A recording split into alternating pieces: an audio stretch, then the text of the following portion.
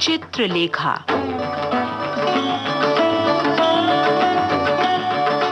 हिंदी के ख्यातिनाम कथाकार भगवती चरण वर्मा का बहुचर्चित उपन्यास चित्रलेखा।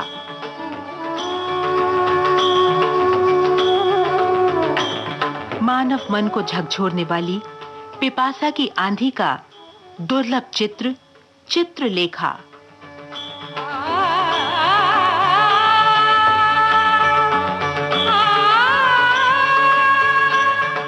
पिछली कड़ी में हमने जाना कि नर्तकी चित्रलेखा योगी कुमार गिरी की कुटी में आई। क्या इस कुटी में चित्रलेखा योगी को अपने यौवन से पराजित करने आई थी?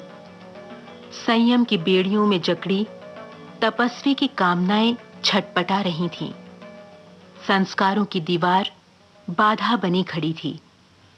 भीतर मन में आक्रोश, बाहर अंगों में सिहरन। योगी कुमार गिरी ने एकाएक सामने खड़ी चित्रलेखा का हाथ पकड़ लिया।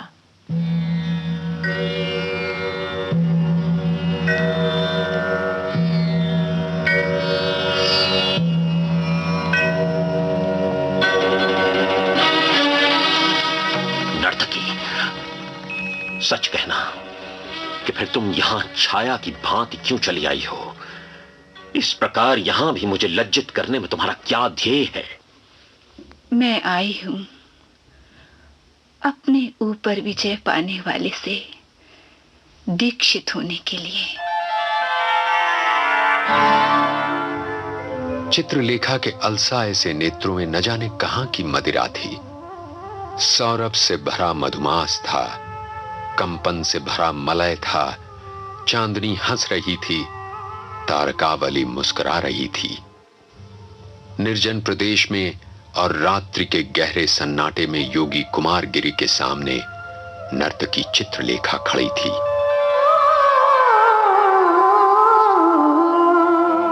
सुंदरी, मुझसे दीक्षित होने के अर्थ पर भी कभी तुमने विचार किया है? हाँ, एक बार नहीं, अनेक बार। नहीं, तुम मेरा प्रयोजन नहीं समझी। मेरी दीक्षा के अर्थ हैं संसार के समस्त भोग विलास तथा वासनाओं को सदा के लिए तिलांजलि दे देना। जिस अकर्मण्यता से तुम घृणा करती हो, उसी अकर्मण्यता को अपनाना। जिस शुष्क साधना की तुम हंसी उड़ाती हो, उसी शुष्क साधना में अपने कोमल शरीर को तपाना। चित्रलेखा मौन थी। वो ये सोच रही थी कि वो क्या उत्तर दे।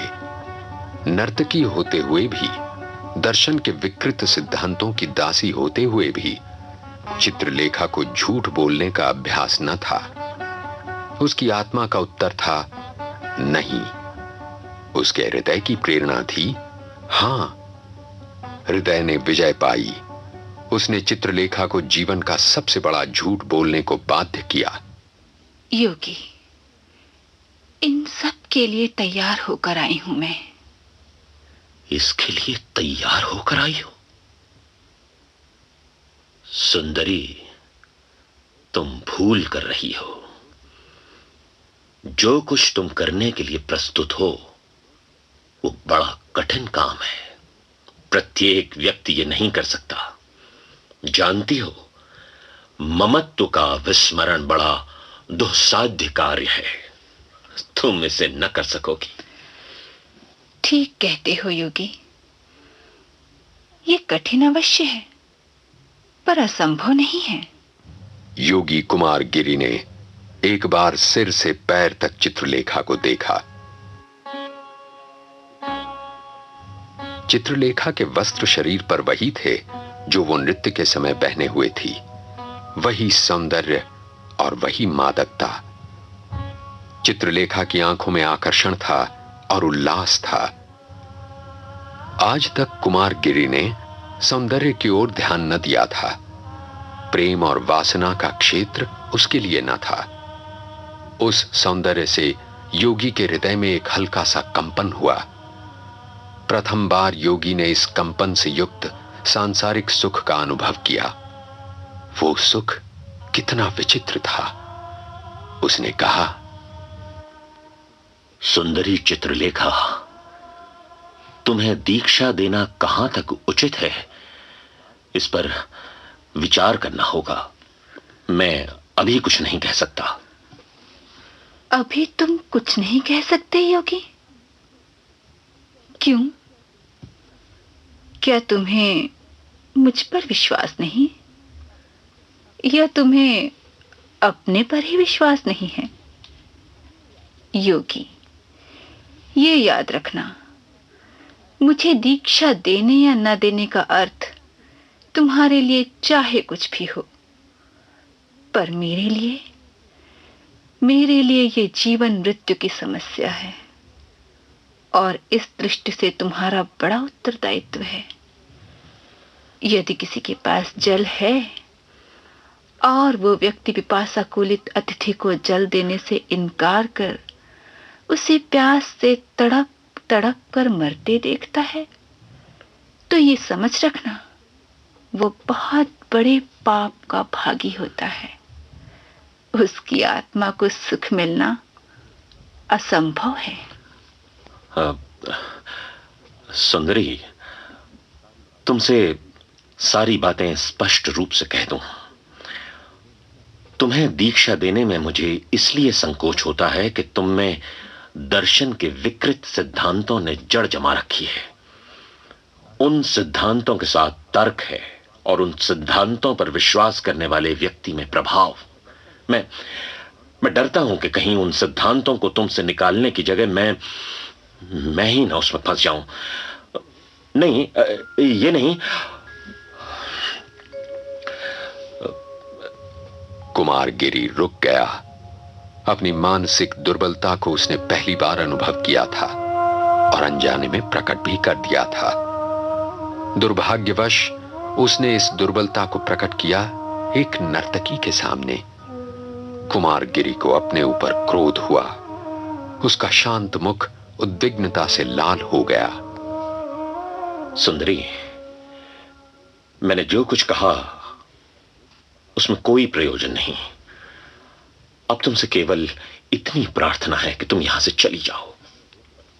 मुझे समय दो कि मैं परिस्थितियों पर विचार करूं। बहुत अच्छा योगी। यदि तुम्हें मेरी उपस्थिति से कुछ दुख होता है तो मेरा यहां से चले जाना ही उचित होगा। तुम समझते हो कि जो स्त्री तुम्हारे सामने खड़ी है वो अंधकार है, माया है। तुम्हें मेरे विकृत सिद्धांतों से भय होता है, पर तुम्हारी ये धारणा निर्मूल है। जिस समय मैं तुमसे दीक्षा लेने चली थी, उसी समय मैंने अपने विश्वासों को, भावनाओं को तथा संस्कारों को तिलांजलि दे दी थी। और रही स्त्री के अंधकार तथा माया होने की बात, योगी, वहां भी तुम भूलते हो। स्त्री शक्ति है, वो सृष्टि है, यदि उसे संचालित करने वाला व्यक्ति योग्य है। वो विनाश है, यदि उसे संचालित करने वाला व्यक्ति अयोग्य है। इसलिए जो मनुष्य स्त्री से भय खाता है वो या तो अयोग्य है या कायर है। अयोग्य और कायर दोनों ही व्यक्ति अपूर्ण हैं योगी। चित्रलेखा वहां से चल दी। कुछ दूर जाकर वो रुकी। कुमारगिरी की दृष्टि शून्य में गड़ी हुई थी। चित्रलेखा ने कहा, हां, एक बात कहना तो मैं भूल ही गई थी, वो ये कि मैं तुम्हारे यहां कल फिर आऊंगी। तुम्हें विचार करने का यथेष्ट समय दे रही हूं। यदि मुझे दीक्षा देना उचित समझो तो कल बतला देना। अच्छा, श्री चरणों को दासी का प्रणाम। कुमारगिरी ने चित्रलेखा को जाते देखा। चित्रलेखा के स्वर का संगीत उसके कानों में गूंज रहा था। उसके सौंदर्य की आभा उसकी आंखों के आगे नाच रही थी। वो उस अतृप्त शराबी की भांति चित्रलेखा को देख रहा था जिसको संज्ञाहीन हो जाने का भय हो और जिसके सामने सुगंधित मदिरा बह बहकर धूल में मिली जा रही हो। कुमारगिरी के लिए अपने को रोकना असंभव हो गया। उसने चित्रलेखा को पुकारा, सुंदरी, तनिक ठहरो। योगी, तुमने शायद अपनी भूल समझ ली। बोलो, क्या कहते हो? कुमारगिरी की आंखें झुक गईं। उसकी आत्मा ने हृदय की उच्छृंखलता का विरोध तो अवश्य किया, पर हृदय ने आत्मा की भर्त्सना को टाल दिया। वो उस चांदनी में चित्रलेखा के सौंदर्य को निरख रहा था। उसने चित्रलेखा का श्रृंगार देखा और श्रृंगार बाहर से पुलकित सौंदर्य देखा। उसने मदिरा देखी और मादकता देखी। उसने इच्छा का अनुभव किया और इच्छा की मनोहरता का भी अनुभव किया। एकाएक उसके हृदय में यह प्रश्न उठा, स्त्री क्या है और सौंदर्य क्या है? भगवान ने इन चीजों की रचना क्यों की है? क्या मैं अपने मार्ग से विचलित हो रहा हूं?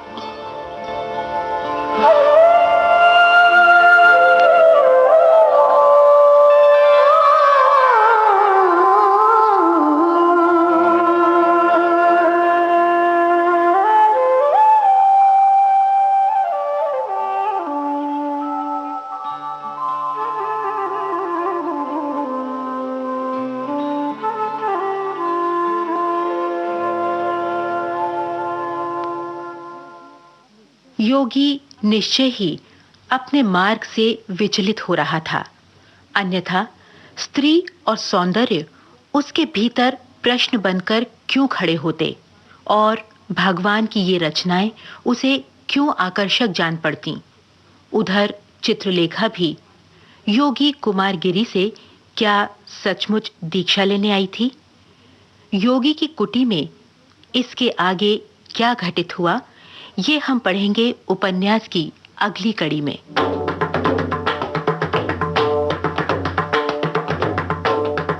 निर्जन कुटी के एकांत में विचलित योगी कुमारगिरी और सुंदरी चित्रलेखा को साकार किया सुधीर पांडे और दिशी दुग्गल ने। सूत्रधार की भूमिका निभाई हरीश भिवानी ने।